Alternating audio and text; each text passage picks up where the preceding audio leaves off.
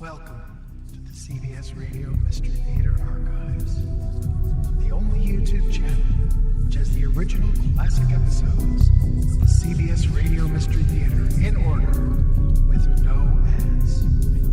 Thank you for listening, and now, enjoy the show.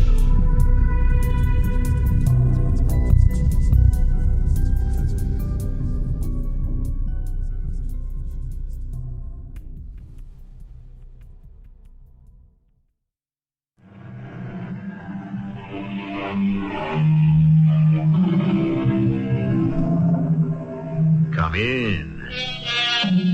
Welcome. I'm E.G. Marshall. Personality is a very individual thing. You are who you are, and you're usually quite sure of it. When you awake in the morning, you don't sit up wondering who you are. You know right away that you're John Jones or Edna Smith. But in the story about to unfold, that isn't exactly the case. You'll see what I mean when our tale gets underway. I don't want to give it away. We'll let the drama speak for itself as we go inside a large metropolitan hospital to a room on the 10th floor. George? Darling? How are you feeling? Hello. You're looking much better. Thanks. It's nice of you to visit. Has anyone called my wife? It's all right, dear. I'm right here. I'm your wife, darling. Please, call my wife.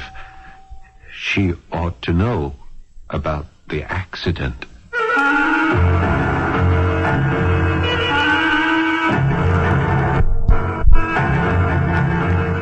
Our mystery drama, A Second Chance, was written especially for Radio Mystery Theater by Bob Juhren and stars Paul Hecht and Bob Kaliban. I'll return shortly with Act One.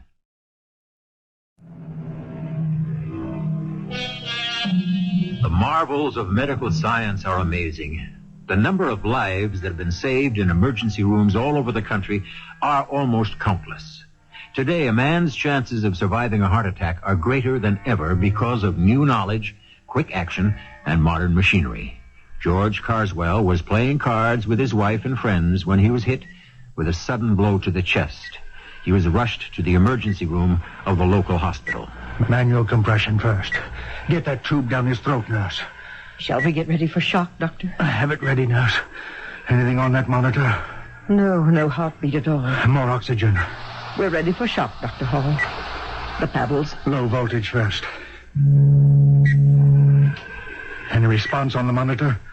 None yet. We won't give up. Increase the voltage. Who is he, do you know? Mr. George Carswell. Overweight, smell of alcohol and tobacco on him. When will they learn? Anything yet, nurse? Nothing, Doctor. Adrenaline. He's clinically dead right now, but I'm not giving up. Is somebody there? I think somebody's there. I am. Who are you? I'm funny. I'm trying to think. I don't know what happened to me. Yes, I'm George Carswell. How long have you been here? I don't know. I can't figure it out. I don't know where we are. Something's coming back to me. Marlin. Yeah, the name Marlin. Henry Marlin. That's who I am. But that's all I remember. I know my name, but nothing else. What happened to you? I don't know. I can't see you. I can't see you. I wonder why. I can hear you. Or rather, I can feel your presence. How did you get here? Do you know? No. I don't remember a thing. Mind's a blank. I feel awfully peaceful, though. I seem to remember something now. It cards. Playing cards. I don't remember a thing. I wonder how we got here. I wonder where we are. You feel a sort of tugging sensation? No? It's like I was being pulled somewhere. Hey, don't leave. I don't want to be left alone here. I can't seem to do anything about it. A force. Hey, Pulling. please, Pulling. don't go. I can't help it. I don't want to be left here alone. Another minute and it'll be too late. Still not breathing. It's been 7 minutes, Doctor. I'll keep at it. I won't give up. Get another syringe ready. Dr. Hall, there's a pulse. Faint. Come on. Beat. It's there. A definite pulse. Blips on the monitor. There it goes. Oh, look at that beat. We've got him back.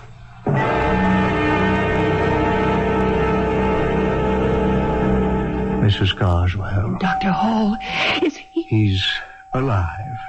Oh, thank you. And thank God. Please, sit down. Your husband had a very close call. He was clinically dead for 7 minutes. He's critical. Will be for some time, but he is alive. And I give him a pretty good chance. He had no history of heart disease. No, he was never sick a day in his life. We were playing bridge with the Maxwells, and suddenly George just dropped his cards. He tried to stand up, and he collapsed over the table. Uh-huh. May I see him? For a moment. He's unconscious. You can look in on him, but don't speak.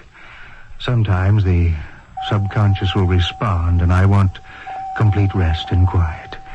He's in intensive care now. Why don't you go home? I'll call you when he comes to. Oh, no. I would rather stay, no matter how long it is. I'd go crazy at home. I'll be back around 10 in the morning. They know where to reach me if there's any change.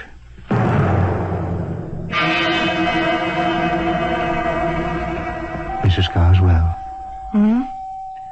Oh. Good morning. Oh, Dr. Hall. I've been here all night. Mr. Carswell's awake. He hasn't said anything, but I think you can see him now. Just for a moment. Oh, thank you. His vital signs are excellent. Much better than I expected. Well, here we are. George. Darling. Don't try to speak. I'm here. He's frowning. He's heavily sedated. But he recognizes you. George, you're going to be all right. You're going to get well. Who? Hush, hush, dear. You mustn't move. You have to rest. Who are... Mrs. Carswell, step outside with me for a moment, please. There might be some brain damage. Oh, no. He was clinically dead, you see, and when the brain is deprived of oxygen... Yes, I know. I've read about that. Oh, do you think... I can't say anything until we've run some tests, and that will be a while. We've got to build up his strength first. Well, of course. I'll have you taken home and have that good cry. You've been under a terrible strain. Let the tension go.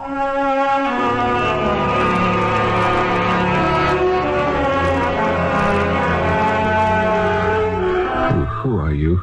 Good morning, Mr. Carswell. I'm Nurse Wilson. What happened to me? Dr. Hall has to explain that to you. I'm in a hospital? Yes, 2 days now. Nancy, page Dr. Hall and send him to intensive care. Mr. Carswell is awake. Your wrist, please. How long have I been here? You were admitted the day before yesterday. Oh, then Then I wasn't killed. Oh, no, sir. You'll be... Oh, at least you'll know where your next one's coming from for a while, huh? I'm trying to remember... Don't try now. Put everything out of your mind. The doctor is on his way. I was practically outside the door when I heard the page. He's awake, Doctor. Well, how do you feel, Mr. Carswell? I think you've got the wrong patient, Doctor. I'm not... Who is this Carswell? That's you, Mr. Carswell. Oh, I never heard of him. My name's Marlin. Henry Marlin.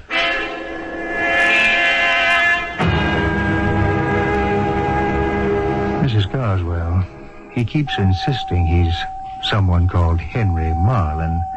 Has he ever known anyone by that name? Not that I know of.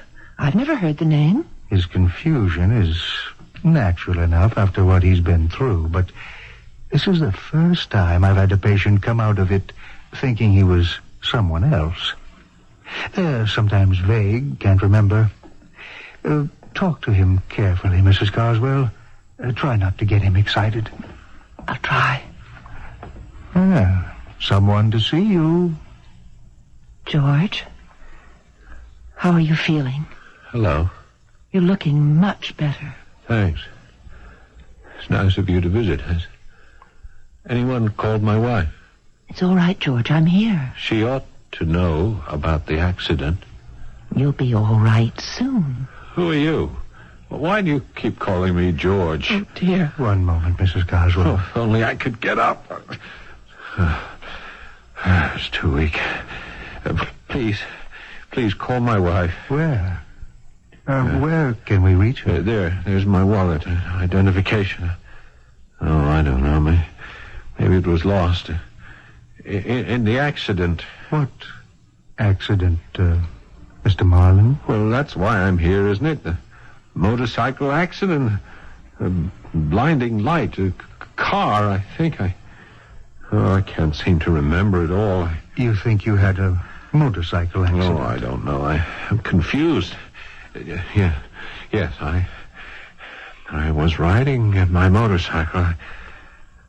I don't know why. I was going somewhere.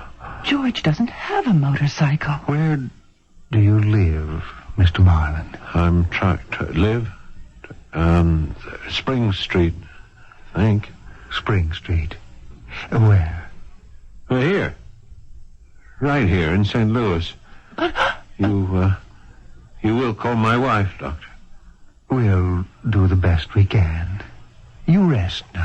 Her name is Grace. Grace Marlin. She'd better know about my accident. We'll try. I'll have Miss Wilson bring you a sedative. Just rest, and we'll do all we can. Come, Mrs. Carswell. Please, call my wife.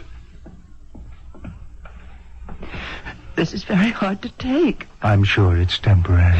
He's a whole different personality. It's not just what he says, but the way he says it. He's just not George. He thinks he's in St. Louis. This Marlin must be someone he's had dealings with in the past, even though he's never talked about him to you. Will he stay this way? I don't know. When he's strong enough, we'll put him into psychotherapy. Try to draw him back to reality.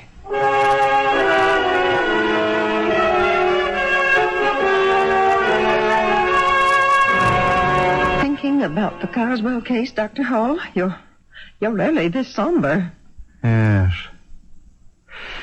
It's doubly difficult, nurse. A heart patient has to be kept quiet and, above all, free from anxiety. Carswell's delusion is upsetting him. Could it be some sort of amnesia in reverse? Instead of forgetting who he is, the shock of the heart attack made him suddenly remember another past. It seems to me the only possibility at the moment. Mrs. Carswell says he's never mentioned the name of Henry Marlin or being in St. Louis. They were buried in his psyche. I want to do something, and I'm afraid to do it. Can I help? I have the strongest desire to try and see if there is a Mrs. Grace Marlin in St. Louis. I think you have to. You'll have to put that idea to rest. Operator, may I have the area code for St. Louis, please? Thank you. Well, if there is a Mrs. Marlin, what do I do next? Well, Doctor, I'd cross that bridge when you come to it.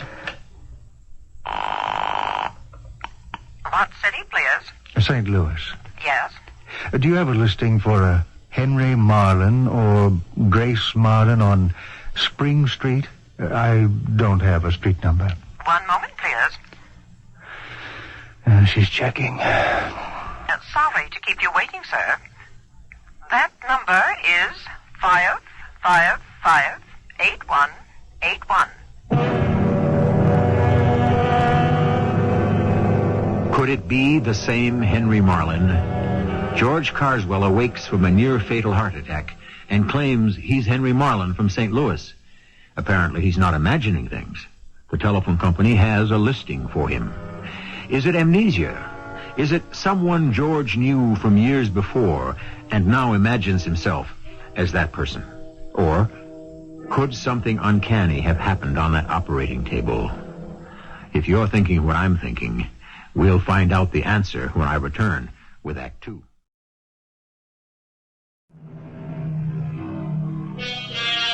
A doctor has a difficult decision to make. The man he saved from a near-fatal heart attack claims to be someone else. The doctor suspects brain damage until he finds that there's a telephone listing for the man George Carswell now claims to be, Henry Marlin. Who is Henry Marlin? A phone call to that number would answer a lot of questions. But then again, it might raise even more. Are you going to call, Dr. Hull? I've got to give that a lot of thought. If, as you suggest, it's amnesia, she hasn't seen him in years. He's been living as George Carswell for 20. What do you tell a woman whose husband disappeared 20 years ago that here he is under a name of George Carswell? I don't know. And neither do I. Suppose you were to call Yes? Well, just ask for him. No explanations. What if he's there? Well, pretend to be a telephone magazine salesman, anything. It's obviously a different Henry Marlin. The operator gave me the number right off. If there were more than one Henry Marlin, she would have asked for further information. Oh, true. Miss Wilson, what do I do? Make the call. Well, before I lose my nerve, let's see who answers 555-8181. You can always be non-committal. Say it's a wrong number, even.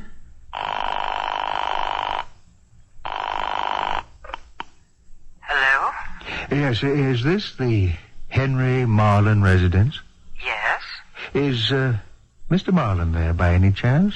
Henry? Mr. Marlin died 3 days ago. Died? 3 days ago? Who is this, please? I'm Mrs. Marlin. Could you tell me how he died? Are you a friend of his? Not exactly. He was killed in a motorcycle accident at Three Rivers Bridge. A car went through an intersection. The gas tank on Henry's motorcycle exploded. This was 3 days ago? Yes. Oh, I'm terribly sorry. I'm sorry to have troubled you. Who is this calling, please? Goodbye, Mrs. Marlin. He died 3 days ago, consumed in a fire. 3 days ago? But... Yes, but it's not amnesia or brain damage. Whoever this Henry Marlin is, we brought back his personality when we brought George Carswell's body back to life.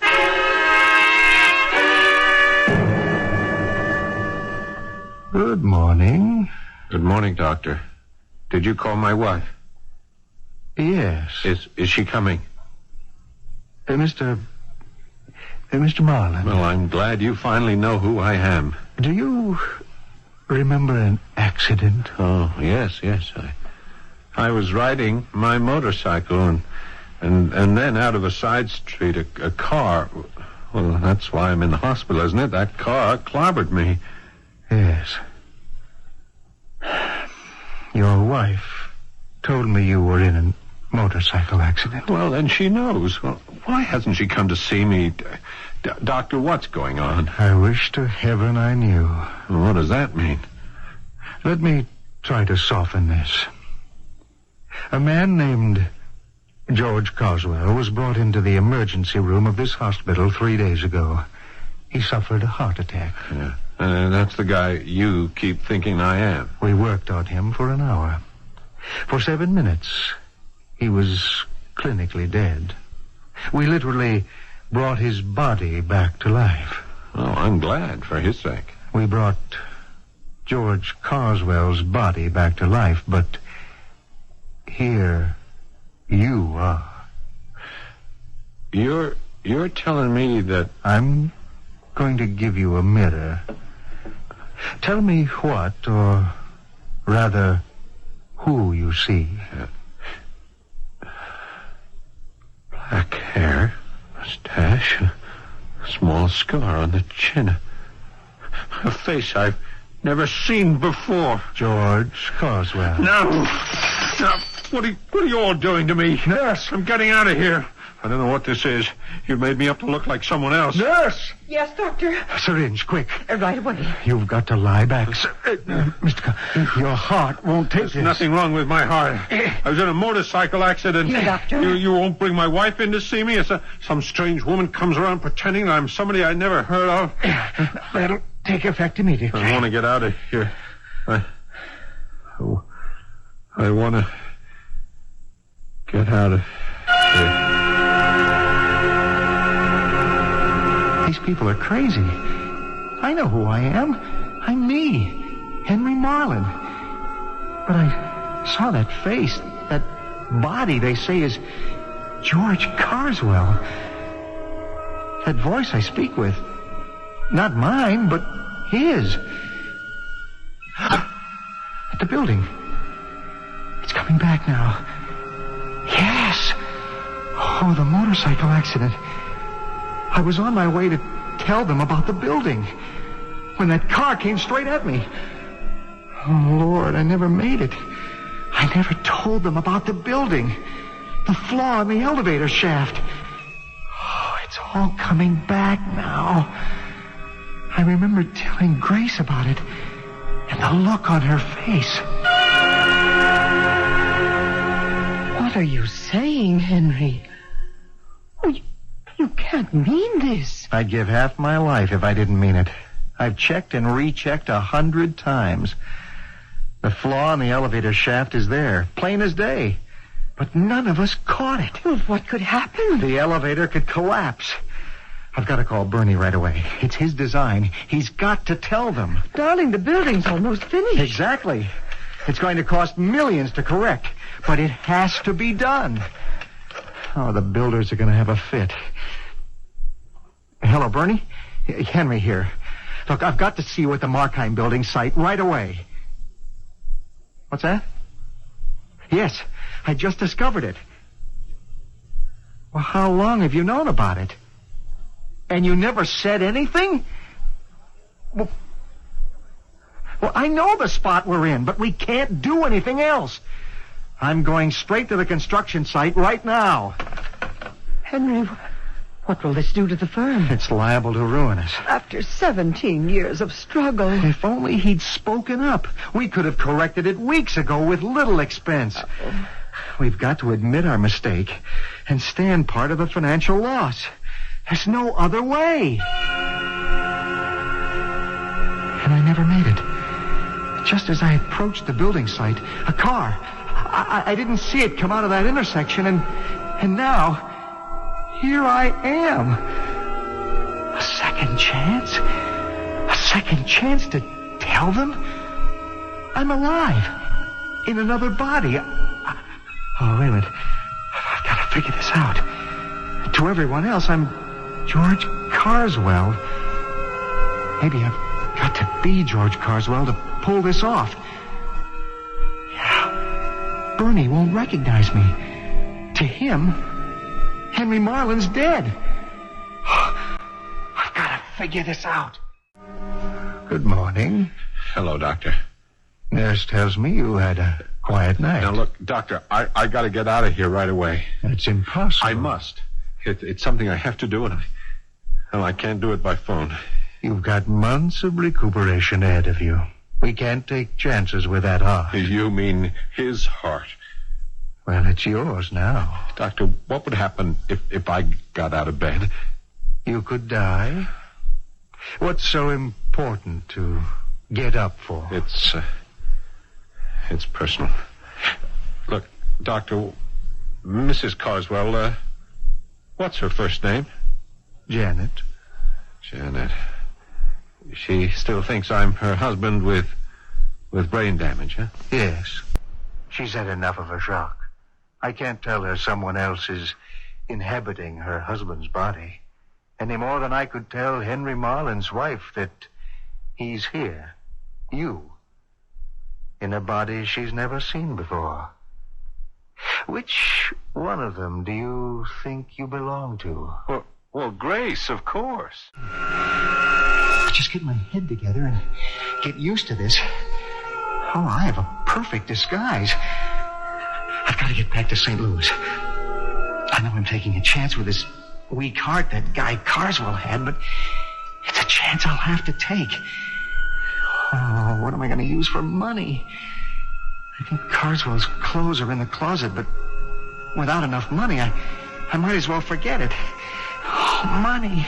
I've got to get enough money. He actually asked to see me, Dr. Hall. Oh, that's such a good sign. Yes, it could be. We mustn't expect too much, Mrs. Carswell. Not right now. George? Hi, Janet. Oh, George. Don't stay too long, Mrs. Carswell. You look so much better today, dear. I feel a little better. George, you do know me now, don't you? Oh, yes. Yes, you're Janet. Oh, darling. You're going to get well. I just know it. Yes. Oh, Janet. What? The money for the hospital, the doctors... Well, that's all taken care of by your insurance, darling. You know that. Now, don't you worry for a second. Yes. If you need anything, you do have the credit cards. All of them. George, don't upset yourself over things like that. Just keep thinking about getting well. Janet, would you ask the nurse if I could have some ginger ale? I'd like some ginger ale. I'll get it right away. I've only got a minute. Act fast. I can just reach her purse. There. Wallet. Oh, good. Oh, the credit card, she said. The credit card. And his signature on it. Oh, what luck. That's all I need. And $30 cash. Oh, she's coming back. I must get the purse back. Here you are, dear. There's no ice, I'm afraid. The nurse said nothing too cold. Oh, that's okay. Now, is there anything you'd like from home, George? No, I don't think so. What happened to my clothes? They're in the closet here, I think. Oh. He said you was looking for information. Here they are. Jack, I'm feeling tired. If you don't mind, I'd like to try and sleep, huh? Well, of course. I'll be back tonight. Clothes in the closet. Credit card. First get a cab to the airport and a flight to St. Louis. I've got to try to sit up. Oh, yeah. Not so bad. Little tinge where the stitches are. I wonder how tall this guy Carswell was. Or is. There. Standing up. Oh, a little groggy, but that's from a week in bed. More than a week now. I'll be able to make it. But getting out of here without being seen, that's the big problem. How am I gonna do that? Good evening, Mrs. Carswell. The visiting hours are almost over. I know, nurse. I won't stay long. I just want to say good night. Well, it's all right. Take a few extra minutes, if he's awake. Oh, he ate well this evening. I'm glad to hear that. I won't tire him. Miss Wilson? Miss Wilson! What is it? He's not in his bed. What? He's not in the room. What? Well, that's impossible. There's been a nurse at this station all evening. Where could he go? He's not supposed to get out of bed. They're gone. What? His clothes. They were here this afternoon. He asked me about them. His clothes are gone. Well, he managed it. Henry Marlin, in the person of George Carswell, has apparently gotten out of bed and left the hospital. A neat trick and a dangerous one, considering that heart condition. But Henry Marlin is so desperate to return to St. Louis, he'll take any chance, it seems. How he managed to leave that hospital unnoticed and what happens to him next, we'll learn when I return shortly with Act 3. You've heard about a new lease on life. I wonder how many of us, given a second chance, would live our lives differently. That is, knowing what we know now. Architect Henry Marlin knew about a structural defect in one of his firm's buildings, but he died in a motorcycle accident before he could reveal it. He's been given that second chance through an inexplicable circumstance which finds him alive, but in the body of another man, a body with a weakened heart that hangs to life by a very fine thread. And he's taking an enormous chance with it. This is absolutely inexcusable. For any patient to leave unnoticed is inexcusable, but Carswell, a heart patient. We can't explain it, Dr. Hall. The nurse's station was never left unattended. I'm ordering a full investigation. If anything happens to that man, the hospital's responsible. We've got to find him. Security, Dr. Hall here. I want all exits to the hospital covered at once. A patient's trying to leave, and no visitors are to leave until Agnes Wilson gets down to the front entrance. Got that? It may be too late. He might be out of here already. Wilson, get down there right away and see if you can spot him trying to slip out with the visitors. Start letting them through and watch for him. Yes, sir. And send in Mrs. Carswell. Yes, sir. Mrs. Carswell, Dr. Hall wants to see you. Has he found George? Go on in. Dr. Hall, isn't anything being done to find my husband? Everything, Mrs. Carswell. He can't go far. He has no money. His wallet was put in the safe when he was admitted. But we must have a picture to show security and the police. Police? It's going to be bad publicity for the hospital, but his life's at stake. But I have a photo of him in my wallet. It's a recent picture. It was taken last summer at Lake George. I'm so upset I can't... How strange. My credit card is gone. What? I know I had it. I used it this afternoon. Mrs. Carswell, put a stop on that card immediately. From this phone, right now. Then I'll talk to a Piece of paper. If he did take the card, we've got to know when and where he tries to use it.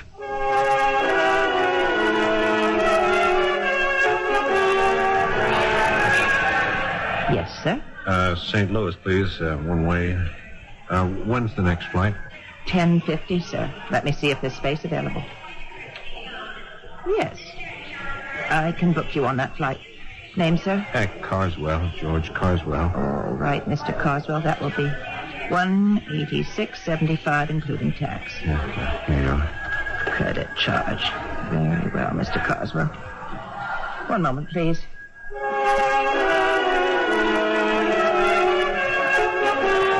All right, Mr. Carswell. Everything's in order. If you'll sign here, I'll ticket your flight. Gate 12 at 10:50. I just don't understand, Doctor. Why would George try to leave? Mrs. Carswell, I've got to level with you. I think your husband, that is, The man who walked out of here may be on his way to St. Louis. St. Louis? Yes. Why did you hesitate? And then say, the man who walked out of here?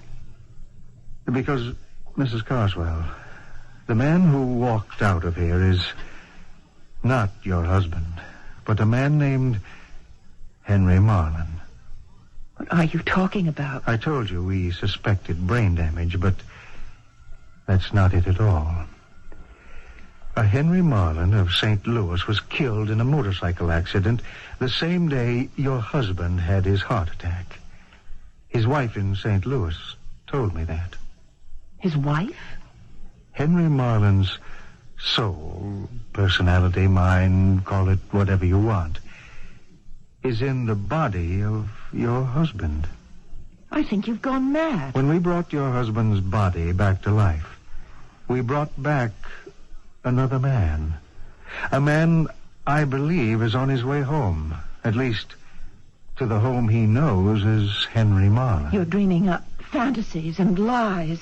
Do you think the truth is easy for me? Dr. Hall, I'll accept for the moment that what you say is true, if impossible. But then where does that leave George and me if you find him and he recovers physically? With a man who doesn't know you. And her in St. Louis? With a man she doesn't know.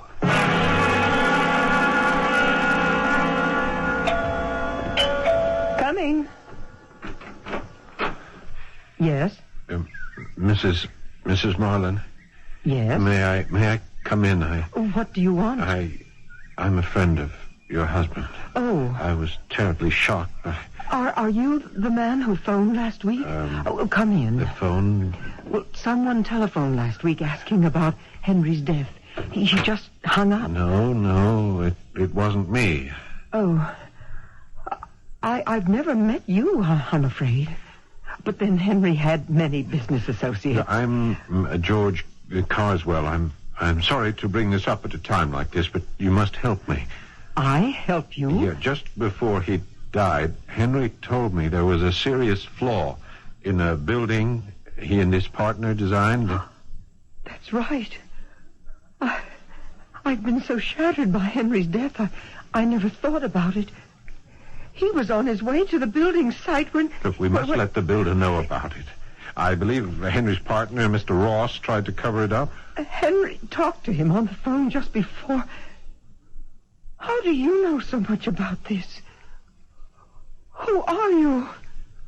What are you trying to do? Save a building, dozens of lives. It's the only honorable thing to do.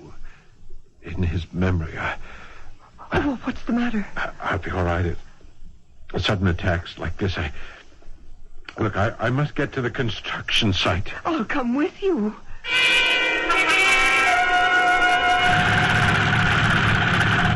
I must speak to the foreman at once. That's me, Charlie Chuck. You gotta listen to me. I was a friend of Henry Marlin's, the architect. Come on inside the trailer. Can't hear you with all that racket out there. That's better. What's up? You've got to stop construction immediately. What? Get out the blueprints, page 31A, right now. Come on, do it. Hey, wait a minute. I don't know who you are. What right have you got? Please, he knows what he's talking about. Look, there's a serious flaw in the 8th floor elevator shaft. It has to be corrected now. Now, get out those prints. 8th floor? We're up to 20. Mr. Tucker, this man is right. Please do as he says. Well, wait a minute. Yeah. That's the book. Yeah, that's it. It's a page 31A. There, you see? Hey, you're right. Something here doesn't match. I better get Mr. Ross right away. No, call the builders. Tell them first.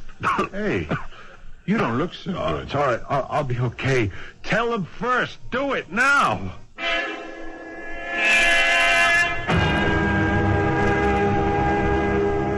Would you like some tea, Mr. Carswell? No, thank you. It's kind of you to let me visit. You look so tired. Yeah, I am. Something's terribly wrong, Mr. Carswell. I'd better call your doctor. No. I'll be all right. Just a little weak. Excitement. Excuse me. Hello? Mrs. Marlin? Mrs. Henry Marlin? Yes? Mrs. Marlin, this may sound strange, but please try to understand. I'm Dr. Willard Hall at the Medical Center in Houston. I have reason to believe that a man named George Carswell might try to contact you. Why, he's here now. He is? Yes.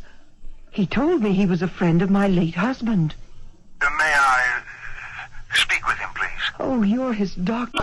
It's most providential you called. He doesn't look at all well. Can he come to the phone? Just a moment. Mr. Carswell, it's your doctor from... Mr. Carswell? Oh, no. Mr. Carswell. Doctor, he's... Mr. Carswell, I think he's dead.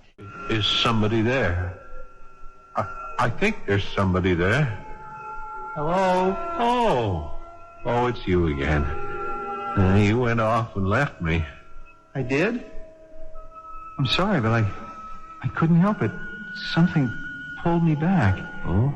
Back where? To finish something. Do you see that light out there? Yeah.